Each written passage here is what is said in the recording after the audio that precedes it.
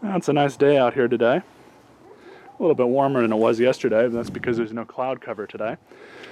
So I know how much you guys like the back of the truck small engine repair videos, so here you guys go with another one. Got this generator, which you guys can see the original video I got of me trying to get it going and everything. That'll be in the description bar if you care to look at that, if you're a new viewer. But just a little bit of a recap. I changed the oil in this thing. I did a little bit of cleaning on it, and I put some fresh gas in it and couldn't get it going. I didn't think that I was going to be able to, but you kind of always want to try. The story on this generator is I picked it up from an old coworker of mine a couple weeks ago, and I've actually been around when he's been using it. He took it into work a few times, and we used it at work to, do stuff on the airplanes and everything that required some sort of, vacuum cleaner or anything else that needed power out on the flight line. And this is what we would use. It wasn't company owned, so before you guys get any squirrely ideas about that, it was not company owned. It was his own personal generator, and he brought it in from time to time. But anyways, it is getting spark. I did spray some starting fluid in it back when I first troubleshot it, and it runs fine off the starting fluid. So it's not picking up any fuel through the carb and putting any fuel into the motor. More than likely, it needs to be cleaned. I'm hoping that pickup tube that's in the middle of the carburetor that goes down into the tank isn't messed up, but it also could be that the diaphragm needs to be serviced. So thankfully these aren't all that hard to remove. I already unscrewed the screws for the air filter here. The air filter does need to be changed. I do have a bunch of these on hand, not a big deal. And it's pretty easy to service. And first I'm going to take this top cover off for the air box, and then go ahead and give this thing a good once over. But I'm more than likely going to remove the carburetor from the gas tank. So let's go ahead and get started. So that's removed. Dump all the bolts in the mag tray there. And now we can have a better look at our carburetor. It does look a little dirty in there. Probably kind of see a little bit of that. I can't really make it out too well in the viewfinder, but there's definitely some muck and grime in there. It's not terrible. In order to remove this part here, go ahead and pull this screw out. It comes with that little bracket, so you kind of want to keep that safe. I'm just going to move it out of the way. Don't really want to have to remove it all the way just yet. So we have a bracket that's going down here to the bottom of the tank. Go ahead and remove that. And this one, I believe, goes all the way through the carburetor and into the tank. So we'll go ahead and pull that one out. The rod itself I'll go ahead and pull out just so we don't lose it. Now that all the main bolts are out, we'll go ahead and get to the bottom. You have to remove the tank, and there's this bracket right here, as you guys can see, with a bolt that goes right through it, right over here. So we'll go ahead and pull that out, and then we'll see what else we have to remove. Might have to remove some stuff that's up here as well, but we'll see about that when we get there. So that bottom bolt is out, a flange bolt. As you guys can see, it is nice and loose now. And as I told you guys before, there is some stuff that's still connected down here. So what I'm going to have to try and do is more than likely remove the carburetor from the top and see if I can bend this whole thing back like that to get at the spring and just remove the spring. That one's going to be easy. That one's going to be a little bit more difficult, but it should be able to be done with just a regular wrench. So with the proper size star bit, I was able to get this one out. Wasn't able to get the wrench up from there. Go ahead and remove that. And put it in the mag tray.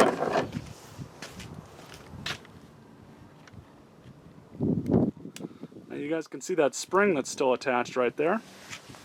So I'm going to do my best to go ahead and remove it. Move it that way. I'm just going to let it hang. So now, go ahead and move this tube out of the way. And now we can go ahead and remove the gas tank. I'm going to remove this bracket here and push it back just so we can get a little bit more ease of access with it. So now that the gas tank is removed and the carburetor's out, I'm just going to kind of let this flop off to the side there. and I'm just going to rest the gas tank right there. Now that we have the carburetor completely removed from the motor, we can go ahead and pull it out, assess what's going on with it. So it's got a metal pickup tube. That's actually, I can't really tell. Looks like there's a piece of plastic that's wrapped around it, so I'll have to look at that here a little bit deeper in a minute. But we have this old gasket that's on here, and I do have a few of these on hand, so I'm not really too worried about this one. It's where my Craftsman gasket remover comes in handy. I am going to go ahead and clean out the tank because I am going through all this work to do this. So I have a strainer that I use to dump all the fuel into. This is fresh fuel. So once I dump all the fuel out and into another container, I can really go to town on this gas tank. But first, we've got our carburetor here. I do have a diaphragm on hand, I believe, that we can replace. I'll go ahead and pull the idle mixture screw out and give that a good cleaning. Then we have the carburetor, and I'm going to go ahead and remove the diaphragm. Proper size star bit here. These are always kind of fun to pull off. And a couple taps with a small hammer. Comes right off. And we can see the condition of the diaphragm and a little ring that's inside it. Yeah, this thing definitely needs to be cleaned out. You guys can see all that. You guys can see all the green that's all over the spring. So I do have another one of these on hand. I'm going to go ahead and just replace this diaphragm. Yeah, that's old gas. That's all it is. And so because the diaphragm needs to be replaced, definitely does. After a little bit of deliberation, I finally found the diaphragm that I had. I couldn't find it, but I realized it was back at the house and started looking through all my stuff over there, and sure enough it was there. Good thing too, because all three of the major lawnmower and small engine parts stores are closed today because it's the day after Christmas. But it's very simple to replace one of these. Got the diaphragm itself, your spring and retainer ring. So I'm going to go ahead and clean off this part, and then we'll get to putting it together. So when you go ahead and stick one of these back on, you grab your new spring and new retainer ring here. Go ahead and put that on. It goes right in the middle of the carburetor. These are called pulse eject carburetors, I believe. And then you have your new diaphragm. Now, just in case you're wondering which way goes where, you can always look at your old one, kind of figure out how it lines up that way. Slide her on like that. As you can see, the old one. Let's go ahead and put a little cover back on. And you have your little dowel pin that's right here. You just kind of want to push it down, push it in place, and just very carefully move it over. So you don't want to rip this, especially if you're in my situation and you can't get a new one until Monday. Thread one of these in, one at a time, and then just by hand I'm going to go ahead and screw them down. These do not need to be all that tight. You do not want to over tighten these because this is just an aluminum carburetor and it's not exactly hard to strip these threads out. And there you have it. So now this carburetor has been completely cleaned out. I do need to go through it just a little bit more and just clean out the throat a little bit, so I'll go ahead and do that. Got my new gasket here. I had about 4 or 5 of these on hand, so I'm just going to go ahead and replace this one because I don't really have a choice. Well, so it's actually a week after the first part of this video, and naturally, doing stuff like this, sometimes you have to wait on parts. And this is one of them, this downspout. I just replaced it. This is the old one. I fished it out of the gas tank. I didn't show myself installing it because I really wanted to make sure I was doing it right. And then I got a little ahead of myself as far as the camera goes and started wiring everything back together. And as you can see, it's basically just dry rotted off. This California gas really does a number on stuff out here, especially as far as, you know, small engines go. And what I did, it's got a metal downspout for the carburetor, then the other half of it is this to pick up from the bottom of the tank. So I sprayed the metal tube with some liquid wrench and just muscled it on there. It's really not the easiest to install one of these, and I honestly don't know a better way. But the new one came with a little metal cuff that I put on it as well, that essentially goes on up here, just right above this piece right here. This actually broke clean off, so the other piece of the plastic was still on the metal downspout for the carburetor. So I just went ahead and changed it out. So I've got the bottom spring back in place, and then I've got the throttle cable back in place as well. So we'll have this hopefully done pretty quick. I got this thing running, but I knew I needed to replace that downspout, so I went ahead and took it apart again. But I didn't want to go through all this work if I, you know, knew that this thing wasn't going to be worth fixing. And it was, so I'm happy with that. So now I'm just going to go ahead and start throwing all the bolts back into the carburetor and the gas tank and just putting it all back together. And all right, so I've got the carburetor all hooked up now. It's installed, everything's tightened down. The off switch has been connected to the ground over there. I don't know if you guys can see that, but it's right down below in the middle. Now what I'm going to go ahead and do is just put this on, kind of tighten it down, and then we'll see if we can get it started and running correctly. So I just blew the gas tank out. When I had it off, I did take it over and cleaned it out with some water. Let it drain out quite a while. Then I took the air hose here, gave it a good blowout. So I think it's should be good now. Now I just gotta dump some fuel in it.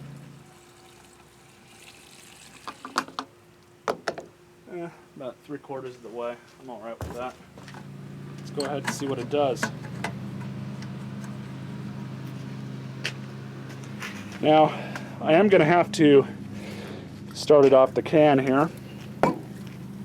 Tuning this thing is kind of fun because you have to adjust your manual throttle down here as well as your idle mixture screw right up here. So that's kind of entertaining. Trust me guys, it's this little guy right here. I think you guys can see it. I can't really see it too well out of the viewfinder because of the lighting. So go ahead and put you guys back on the tripod. We'll see where it's at. I'll attempt to start it and hopefully we'll go from there. We'll choke.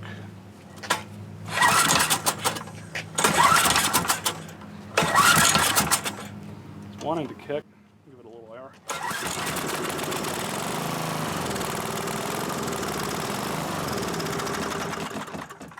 So it is going to need to be adjusted just a little bit.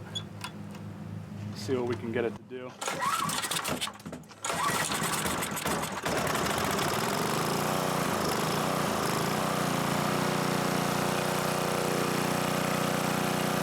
Sounds good so far, but I'm going to start adjusting that screw.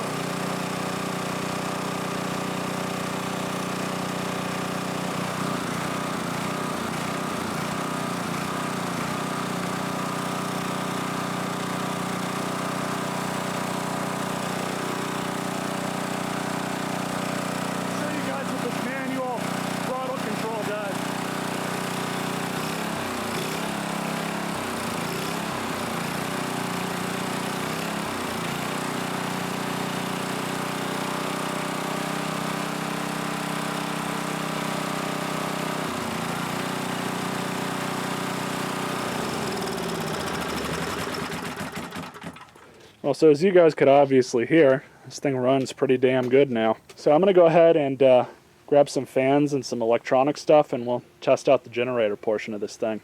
See what happens. Alright guys, so as you can see I brought out a couple house fans. Just what I had on hand. They draw a decent amount of current, so we'll go ahead and try those. Let's go ahead and start her up.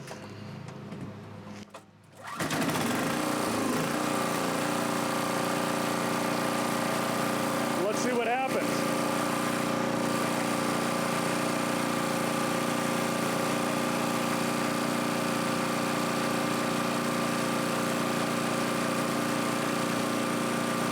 I'm happy with that. Go ahead and shut it off.